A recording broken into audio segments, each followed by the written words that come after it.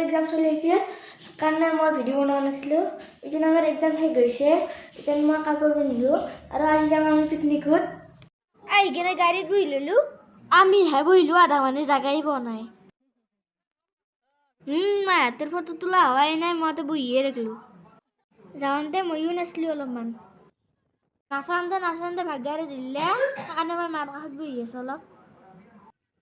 guys এইটো মোৰ friend